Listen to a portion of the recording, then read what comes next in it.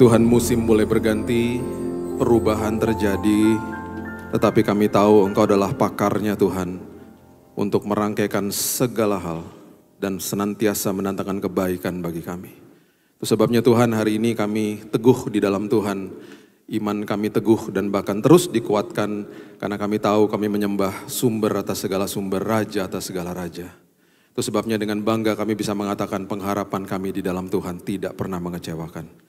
Terima kasih Bapa, berbicara Tuhan kepada setiap kami, teduhkan setiap hati, dan berikan kami jawaban demi jawaban pada hari ini. Di dalam nama Tuhan Yesus, kami berdoa dan kami sambut firman kebenaran, kita sama-sama katakan, amin, haleluya.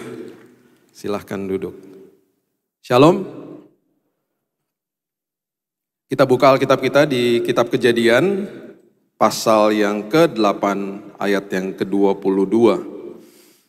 Kejadian pasal yang ke-8 ayat yang ke-22. Di dalam hidup ini kita pasti akan melewati perubahan demi perubahan dan musim demi musim, dan itu semuanya bagi Tuhan sudah biasa. Bagi kita pastinya tidak biasa, bagi kita bahkan perubahan yang terjadi yang tidak membawa kenyamanan bagi kita justru akan membuat kita gelisah hari lepas hari. Tetapi inilah kehidupan. Kejadian 8 ayat 22 mengatakan selama bumi masih ada, takkan berhenti-henti, musim menabur dan menuai, dingin dan panas, kemarau dan hujan, siang dan malam. Kita mau belajar, ada beberapa hal yang Tuhan mau sampaikan kepada kita tentang sebuah perubahan supaya kita mengerti ketika musim berganti, saya harusnya bangga, saya harusnya teguh karena ada sesuatu yang Tuhan sedang kerjakan di dalam hidup kita. Tuhan selalu kerja. Tuhan selalu membawa kebaikan dan merangkaikan semua hal untuk membawa kebaikan bagi kita. Itu sebabnya Roma 8 ayat 28 itu dimulai dengan kata atau kalimat yang saya sangat-sangat suka, dimulai dengan kalimat kita tahu sekarang bahwa Allah turut bekerja dalam segala sesuatu untuk mendatangkan kebaikan bagi mereka yang mengasihi Dia. Yaitu bagi mereka yang terpanggil sesuai dengan rencana Allah. Kita tahu sekarang, itu kalimat yang sangat luar biasa. Sekarang itu berarti hari ini saya tahu bahwa Tuhan bekerja dalam segala hal.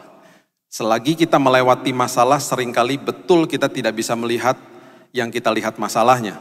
Tetapi ketika kita sampai kepada destinasinya, yang Tuhan mau bawa kita, di situ kita bisa deklarasi ayat ini, kita tahu sekarang bahwa Allah turut bekerja dalam, ada kalimat ini, segala sesuatu. Bukan hanya satu-satu saja, tetapi segala sesuatu. Dan itu sebabnya kita akan melihat keindahan di dalam hidup kita di hari esok. Itu pasti begitu, selalu begitu. Ya. Anak saya, Raina yang 23 tahun ini, dia telepon saya minggu lalu. Kami berdiskusi panjang lebar karena selama 2 tahun terakhir ini dia dengan cukup intens. Dia dipanggil sama Tuhan untuk melayani anak-anak muda di kota Los Angeles.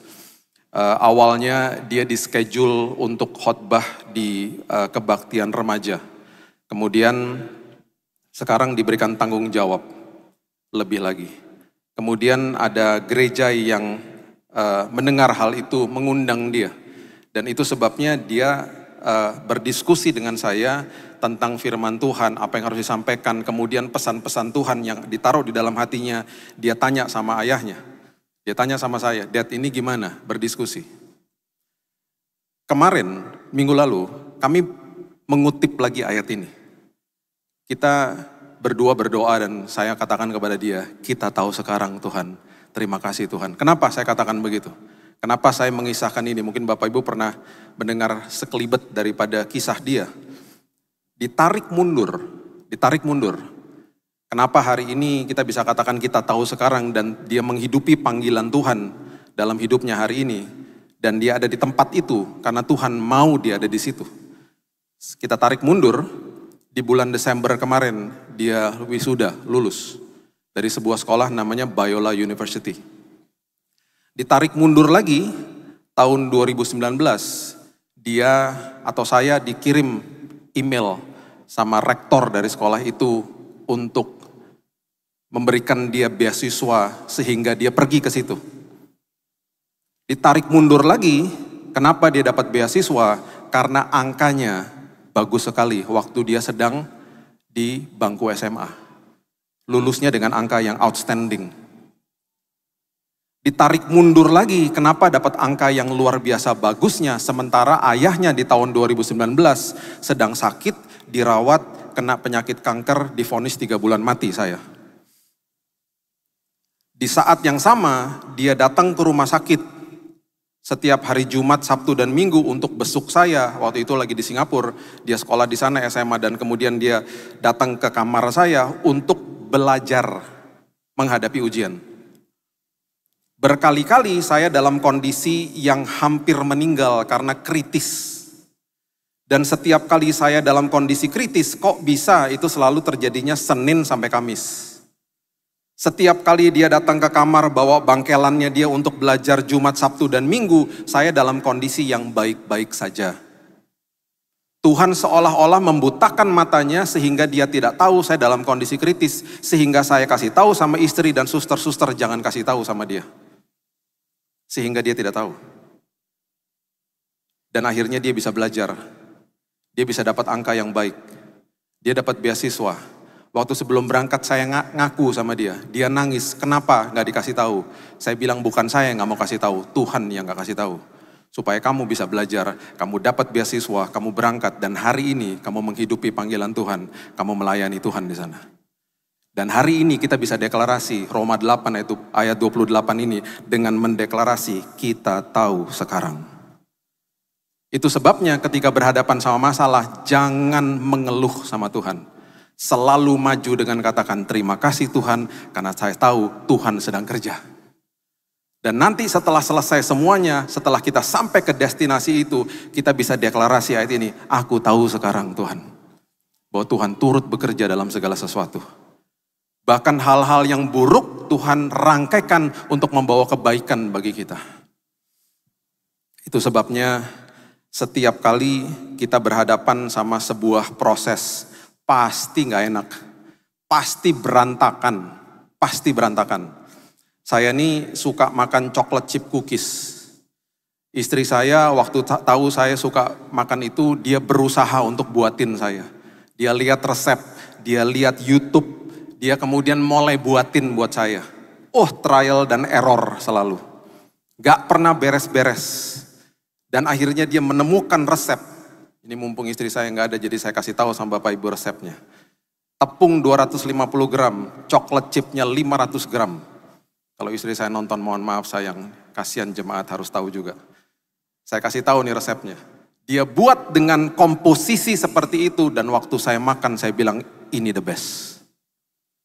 Jadi kalau itu coklat chip cookies baru jadi, keluar dari oven panas-panas, saya buat mesin kopi di rumah pakai espresso.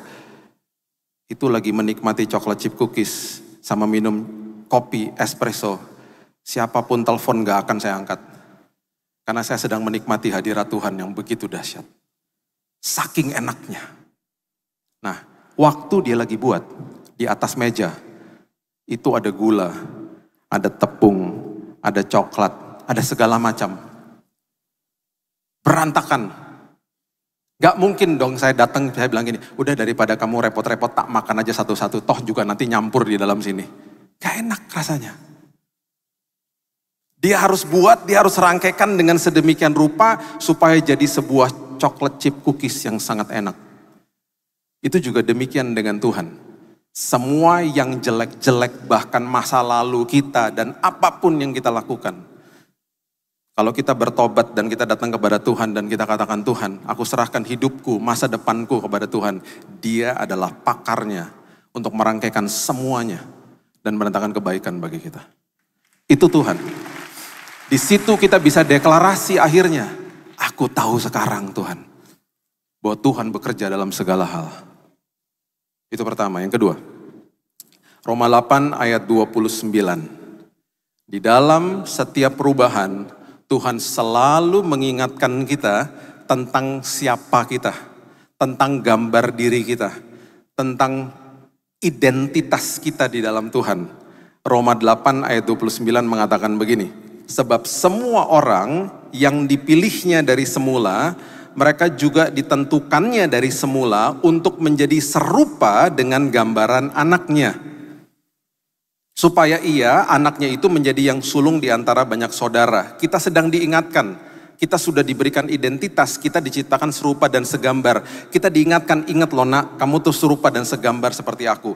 Di dalam semua perubahan, kita tuh diingatkan terus sama dia. Ya.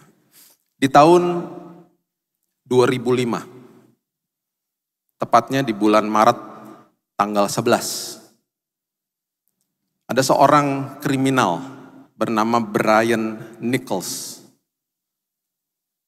Dia hari itu adalah hari persidangannya dia. Karena dia adalah seorang kriminal dan dia adalah seorang yang melakukan tindakan memerkosa orang. Ini kriminal tingkat tinggi. Di hari persidangannya dia berhasil mencuri senjata daripada polwan yang menjaga dia. Polwan itu dipukul sama senjatanya, pingsan. Brian Nichols dengan senjata itu masuk ke ruang persidangan. Dia menembak hakim, polisi, dan satu reporter, dan tiga-tiganya meninggal. Brian Nichols kemudian keluar dari ruang persidangan, dari tempat courtroom itu, gedung pengadilan itu, dia mengambil mobil, dia lari.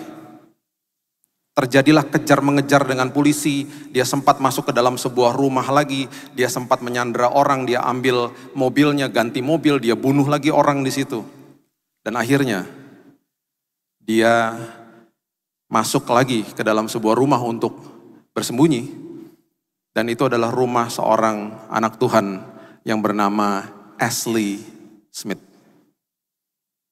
Ketika dia masuk ke sana, Ashley Smith ini disandera sampai 7 jam. 7 jam. Dan selagi disandera selama 7 jam, Ashley Smith mendapatkan hikmat dari Tuhan untuk memberitahu kepada Brian Nichols tentang sebuah buku yang sangat-sangat indah, namanya Purpose Driven Life, karangan Rick Warren.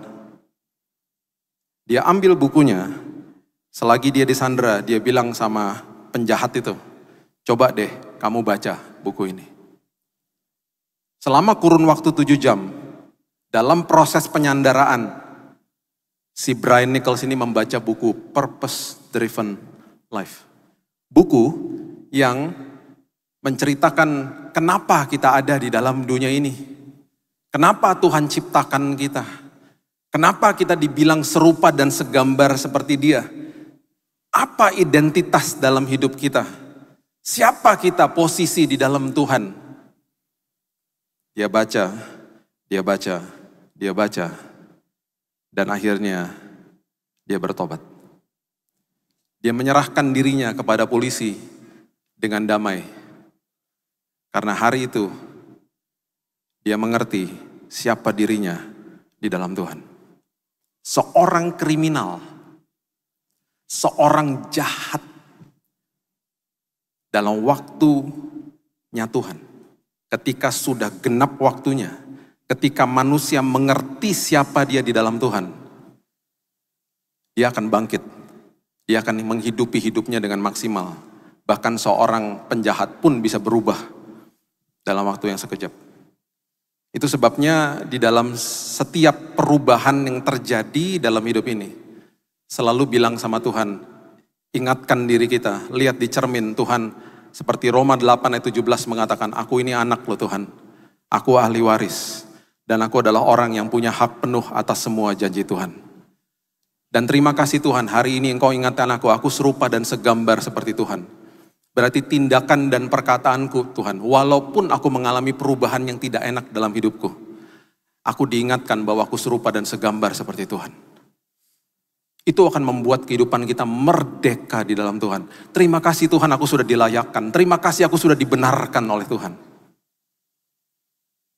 Kemudian yang ketiga, di dalam setiap ada perubahan, hal sederhana terjadi.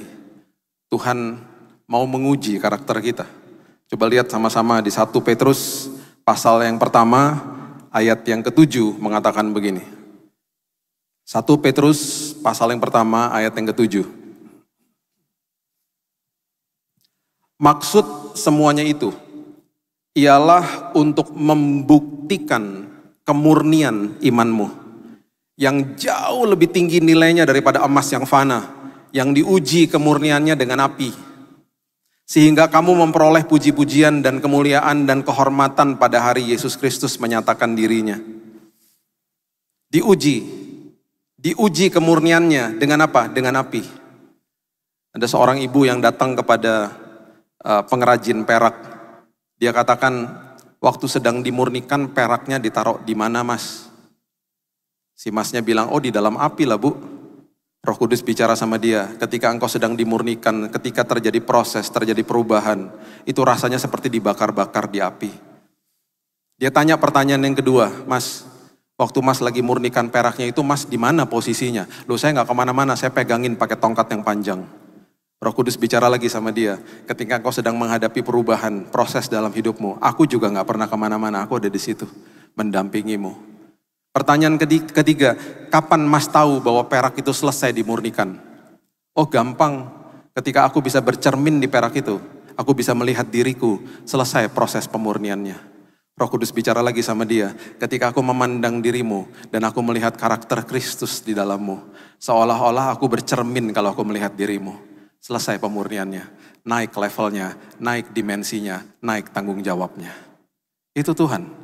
Jadi di dalam segala apapun perubahan proses, mengucap syukurlah dan katakan terima kasih Tuhan, aku sedang dibuat makin serupa, makin segambar seperti Tuhan, supaya karakterku terus berubah untuk menguji imanku ini. Satu hari saya ada di sebuah penerbangan yang sangat jauh dengan anak saya yang wanita ini. Kami pergi berdua karena istri saya sudah sampai di tujuan. Dengan adiknya. Jadi kami berdua di pesawat yang sangat besar. Saya mengerti dunia aviasi.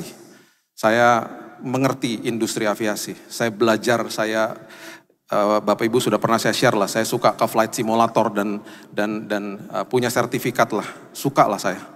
Jadi saya paham dunia aviasi. Kami terbang dengan pesawat Boeing 777. Kami duduk di paling belakang. Ada 2 bangku di paling belakang, konfigurasinya. Jadi supaya bisa private, supaya bisa berdua sama anak saya, kami paling belakang.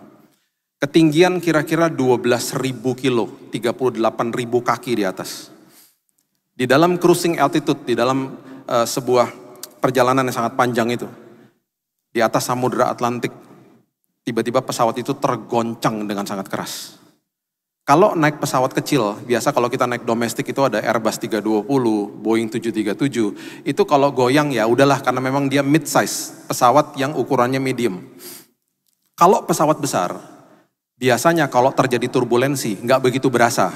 Kalau sampai berasa, itu berarti turbulensinya parahnya luar biasa.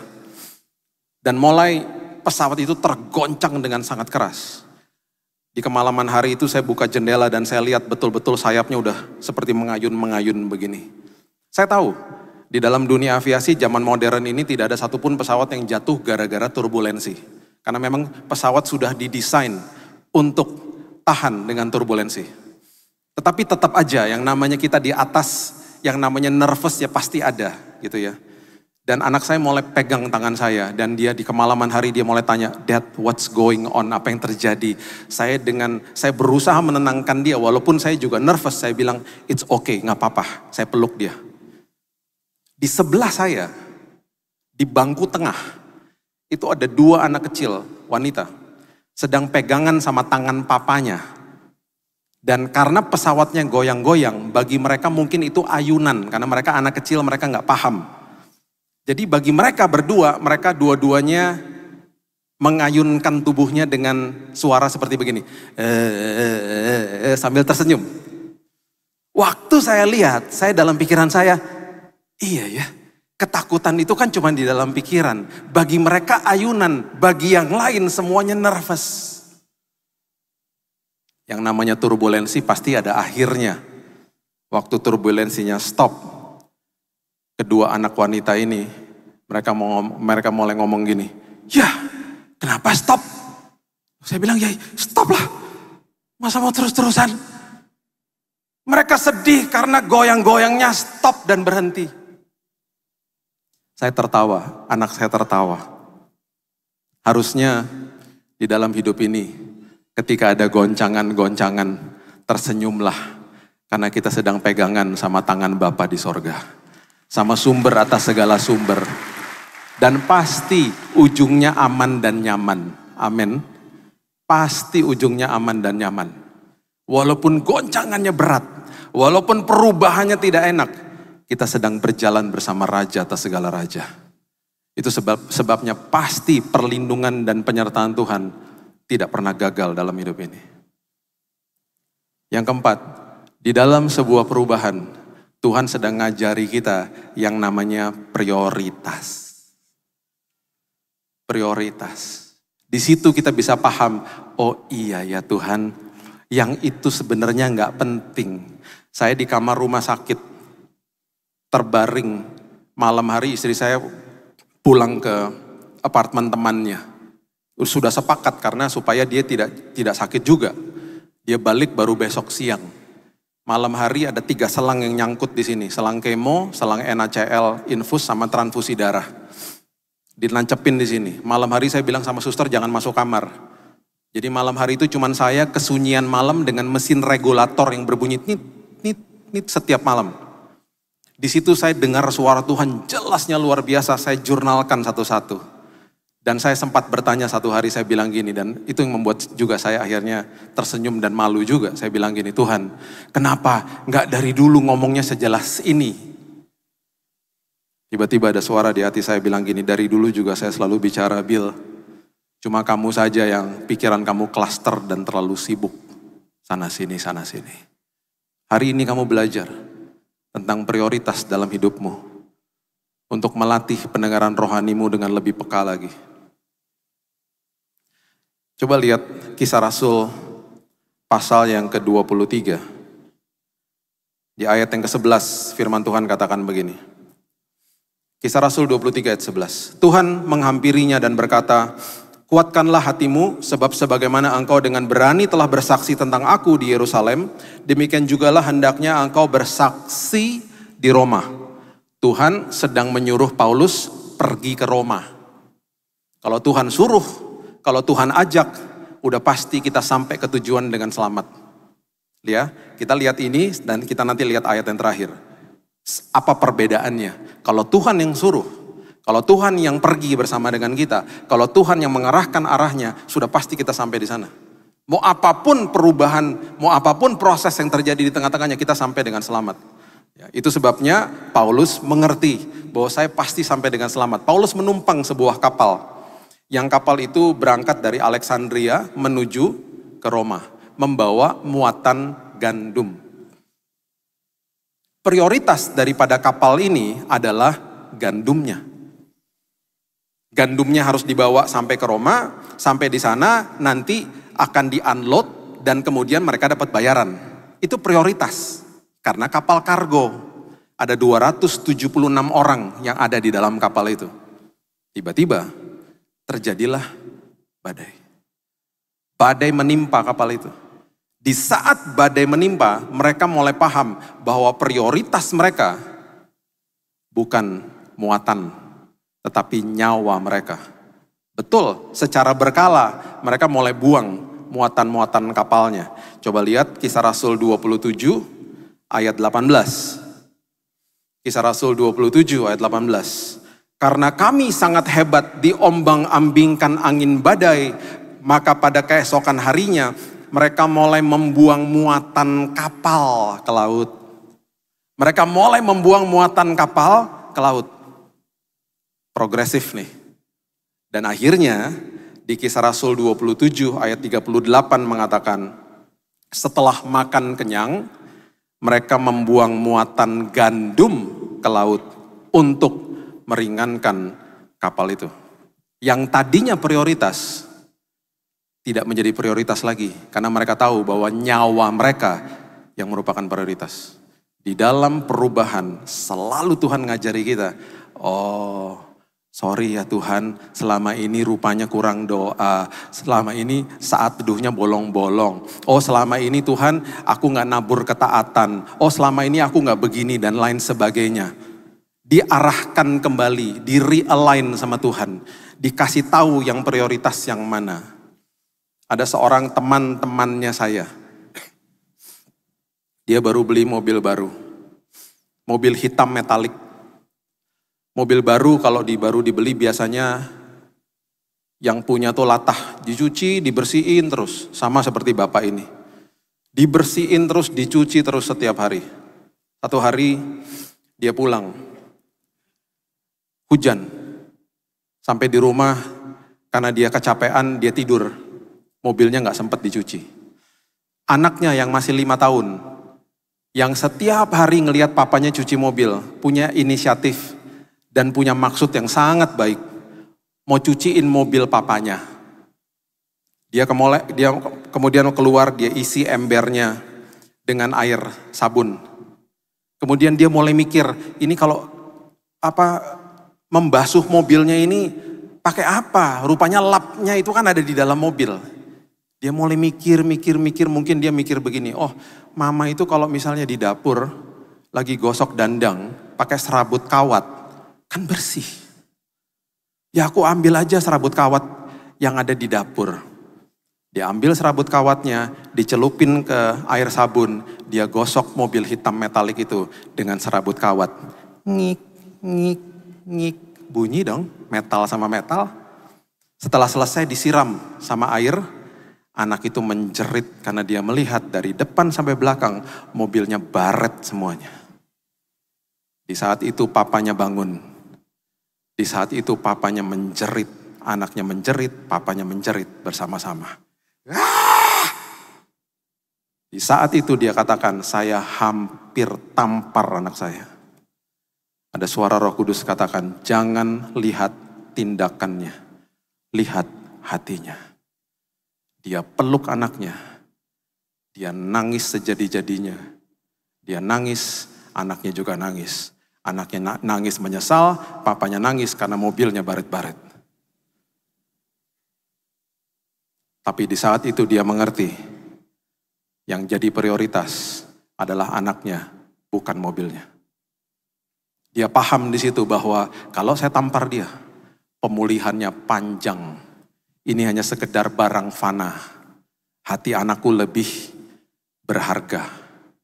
Itulah perubahan. Tuhan lagi ngajarin kita prioritas. Dan pada akhirnya Tuhan ajarin kita untuk percaya sama janjinya. Kedengarannya sederhana, melakukannya tidak sederhana. Itu sebabnya perlu yang namanya percaya. Buktinya coba lihat. Saya tutup dengan ini ya. Markus pasal yang keempat. Dimulai dari ayat yang ke-35.